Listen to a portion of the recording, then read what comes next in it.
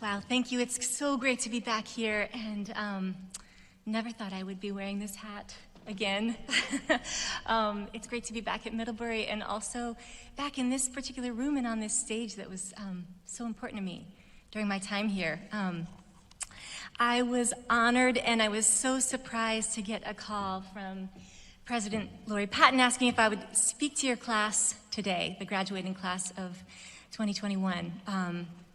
I knew that thing one was I had to say yes, I will do it. And thing two was I had to not share with her all of the reasons why I was maybe not the right person for the job. I think that I was caught by surprise because a lot of the time I forget that I'm not in my early 20s like you guys.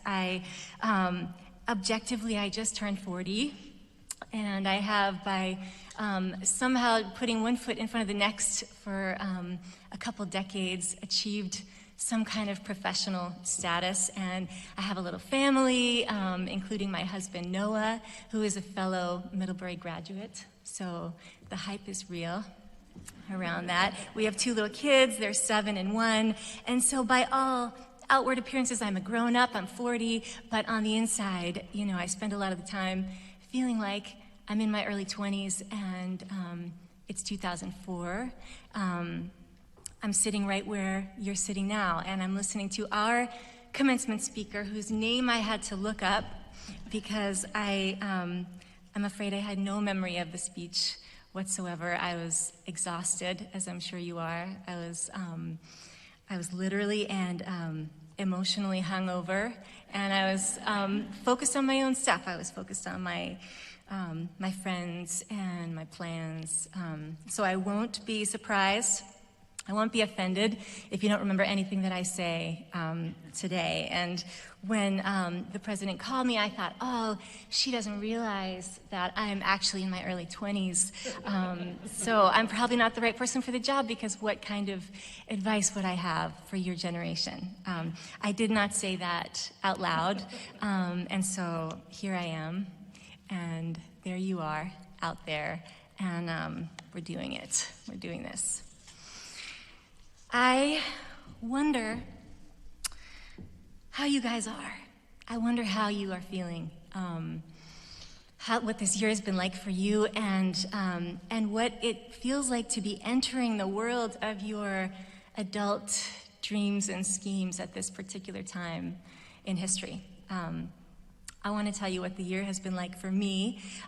Last spring, I was living in Brooklyn, New York, kind of in the afterglow of this musical that I've been working on for, more than a decade, finally making it to Broadway. And I was 9 months pregnant with our second baby when the pandemic started to heat up and feel like a real concern in New York. And so we made a difficult decision to leave. We packed everything in a rush. We drove to my parents' farm in Vermont. I had the baby 1 week later.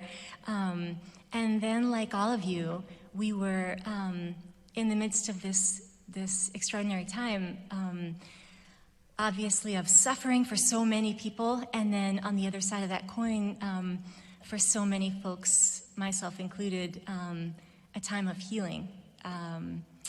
Because of the stillness that Nate spoke about, that still moment that we've all been in. I haven't stayed in one place for this long since I was at college here. We were staying in a little house that used to belong to my grandparents, and I found a big box of my old letters and highly embarrassing journals from high school. I read them, I burned some of them. I started talk therapy for the first time. I've never done that in my life. I read the entire annotated lyrics of the Grateful Dead. We did a lot of hiking as a family, and one day I texted an old friend from high school, and I said, what was the name of that little reservoir that we used to hang out at in high school? It was this place I couldn't remember the name of, but it had a reservoir and then these walking trails. And my friend said, oh, it's called the Watershed. And that's what it's called. It's the Bristol Watershed. So I went there with my family, and I hiked around it, and I had the baby strapped on my chest, and I kept turning that word over in my mind, watershed, and finding it very beautiful. Watershed is, in its literal sense, a dividing ridge that separates water so that the rain falls and flows either to this side or that side of the ridge. And then, of course, in its metaphorical sense, we have these phrases, watershed moment and watershed event, essentially a turning point, which might be personal in your life, might be historical in the world, and as I think is the case with your generation, sometimes both things are happening at once. The word spoke to me because last year I found myself multiple times saying, I'm at a watershed in my life.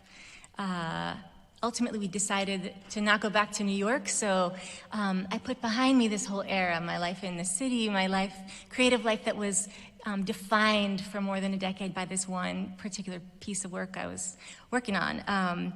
And that's behind me, and what's coming next is still kind of coming into focus. So I feel like I'm at a little mountaintop right now, someone at a watershed in my life, and I'm speaking to you on your own little mountaintop out there, because you are all of you at a watershed in your own lives, one of the most important ones. And I think most of our lives we spend in the woods. You know, we have our heads down, we're putting one foot in front of the next, we're meeting our deadlines, our obligations, we're trying to keep up with our studies and our work and our friends and our family. But at these watershed moments, we get a brief glimpse of the big picture and how far we've come and what lies ahead. And for a moment, we're able to locate ourselves in the geography of our own life, our own lives. I want to say that based on my own experience, I don't think that this exact moment of you wearing the cap and gown in front of everyone, your professors, your parents who are so proud of you, I don't think that this is necessarily the moment when you get to have that big picture feeling. I've often noticed that for me, these rituals of public recognition are the times when I feel the least present and the least able to actually grasp the significance of the moment. I told you about my own graduation day, which I have very little memory of. Delivering my Tony acceptance speech for Hadestown was like an out-of-body experience for me. And even when I think about my own wedding, I think of it as like this incredible party that I wasn't entirely at. So I have learned to not expect to find meaning at those moments when everyone is going, this is so meaningful. Isn't this meaningful for you? These rituals are so important, but mostly for other people. Your parents are seeing you in that cap and gown. Your grandma seeing you in the white dress or the tux. It's okay if you aren't grasping the significance of the ritual right now, because it's much bigger than you. It's much bigger. But if it doesn't happen today, I hope that you will find yourself some quiet time, some still time, some alone time, when you can really stand on your own metaphorical mountaintop, looking backwards at how far you've come, looking ahead to what's coming next, and locate yourself in the geography of your own life before you're back in the woods again, because you will be back in there soon. And I hope you'll allow yourself to dwell a while in your watershed moment, because it has insights for you, and also because, to be real, we only get so many of them in a lifetime. So I'm looking back at the path that I've been on since the day I was sitting where you all are sitting, to see if I do have any kind of wisdom for you. And there's two ideas that seemed worth sharing. These come from my life as a creative artist, but I hope that they will apply to every discipline, and even beyond any notions of achieving and doing. I hope that they apply just to life with a capital L.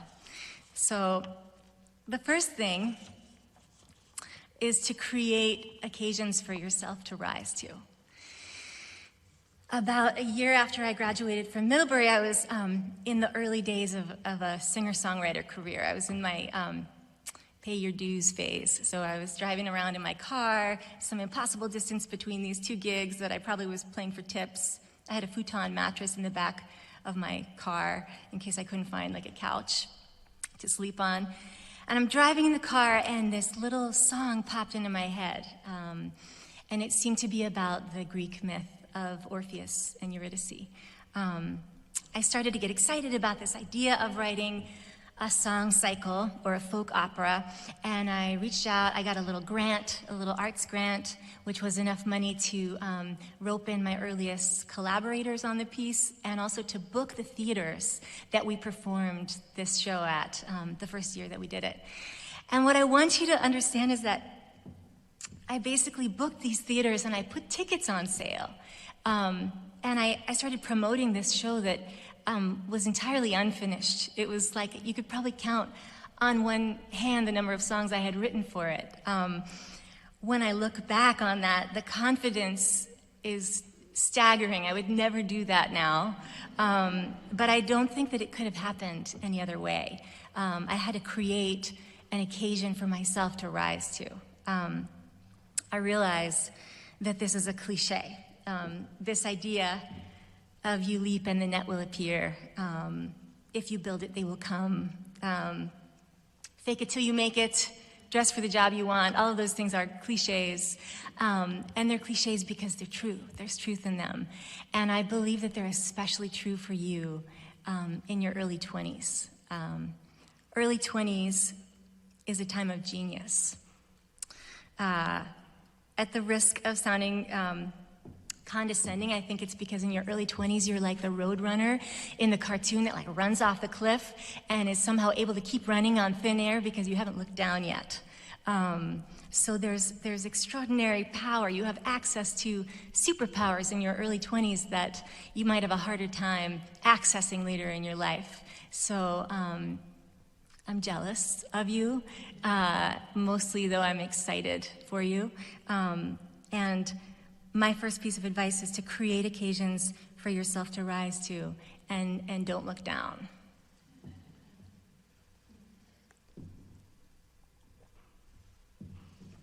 And my second piece of advice is for the moment when you do look down, because you will. And like the roadrunner in the cartoon, you will fall off of the metaphorical cliff. So my second piece of advice is to understand failure to be an essential part of mastery. I did the Middlebury Summer Language Program in Arabic in 2003, and a professor said something that made a big impression on me. I've never forgotten it. He said that a lot of times students are so frustrated and upset when they learn a new word in a foreign language and then they forget it. But that they had to understand that the process of forgetting the word and then getting frustrated and then learning it again was an essential part of them mastering that word. There will be occasions created by you or created by others that you just can't rise to in the way that you want to. I remember so many instances of being given opportunities as a young performer that I wasn't ready for. And usually it was like I got to open up for some big artist on some big stage that would really trigger my stage fright, and I would spend the whole set kind of spiraling in my head and then feel embarrassed and wish I could have done it better. But the next time that I was on a stage like that, it was 1% easier. And so I believe that being presented with opportunities you're not ready for and saying yes, and then feeling inadequate is an essential part of you actually being ready for the next opportunity. So in 20 years, when the president of Middlebury calls you and asks you to deliver the commencement address to the class of 2041, thing number one, say yes.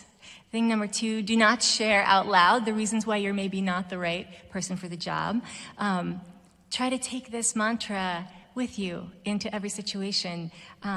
Yes, you belong here. Yes, you're the right person for this job. And even if you fall short of your own or others' expectations, you still belong. You're still on the right path. And this failure is an essential part of you coming into your own mastery. Just one more thought that I wanted to share is that I'm mindful that I'm speaking to a rare generation who is not only at a personal watershed, but also a historical one.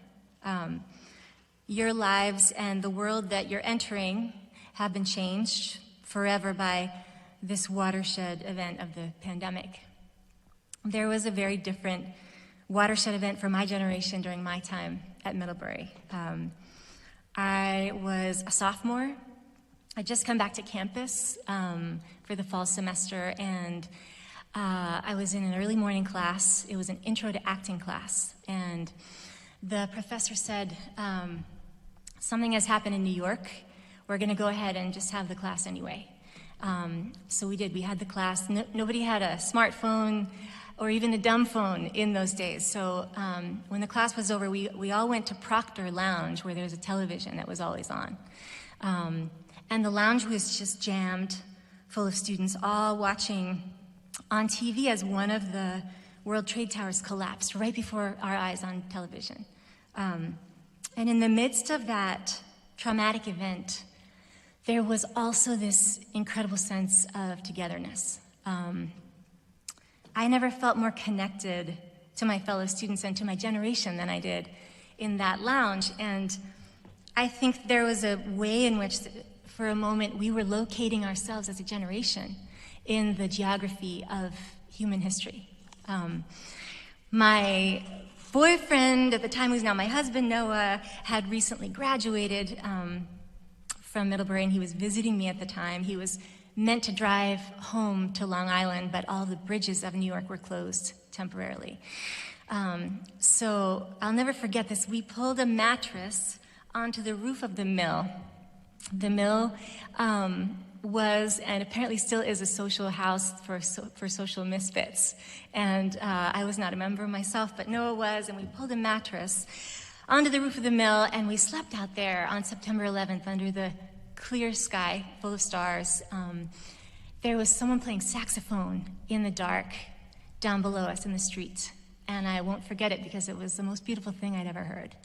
And I made some major life decisions kind of in my heart right then and there, which I don't have time to go into in this speech, but the point is that these historical watershed events, as traumatic as they can be, they also offer us the glimpse of the big picture.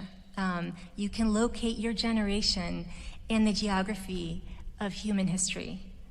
And in the case of this pandemic, I think your generation has seen the physical outlines of something that has mostly just floated in the realm of ideas, which is that the whole of human society and the whole planet, really, if you view it from a certain distance, is just one organism with an immune system, and what happens when that immune system is compromised. A personal watershed moment comes with insight that will change your life, and a historical watershed moment comes with insight that will change the world. And you're a rare generation because you have access to all of that insight at once. So I can't wait to see what you will do with your moment. Congratulations, class of 2021.